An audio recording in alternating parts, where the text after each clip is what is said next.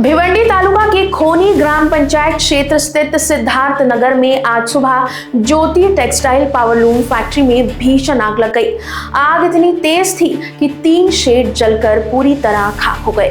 प्राथमिक जानकारी के अनुसार फैक्ट्री में रखा सिलेंडर फटने से आग भड़कने की आशंका जताई जा रही है। आग बुझाने के दौरान फायर ब्रिगेड कर्मचारी कांतिलाल गुजर को मामूली चोटें आई है। आग पर काबू पाने के लिए फायर ब्रिगेड की एक गाड़ी मौके पर पहुंची। वहीं निजामपुर पुलिस स्टेशन के अधिकारी भी घटनास्थल पर मौजूद है। साहेब, आम्हाला स्टेशनला एक व्यक्ती आले।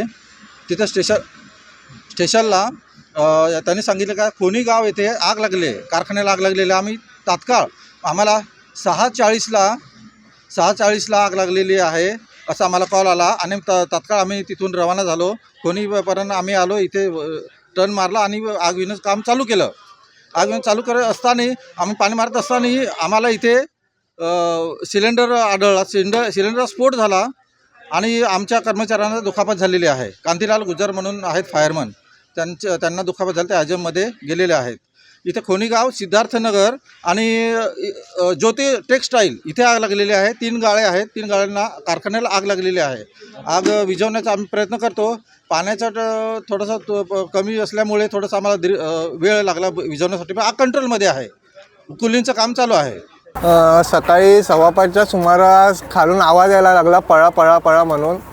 तेव्हा अचानक आम्ही उठलो, काय झालं तर आम्हाला वाटलं काय थोडक्यात असेल। जेव्हा खिडकीचे पडदे उघडले तर तेव्हा समजलं का आग लागले म्हणून। तर आग लागले त्यावेळी पहिला स्फोट झाला। आम्ही सगळेजण खाली उतरलो तर बघितलं तर अग्निशमनवाल्यांना फोन केले। तेव्हा थोड्याच वेळ अग्निशमनवाले आले। त्यानंतर दुसरा स्फोट 6च्या दरम्यान झाला। तेव्हा सगळे पळापळ झाले।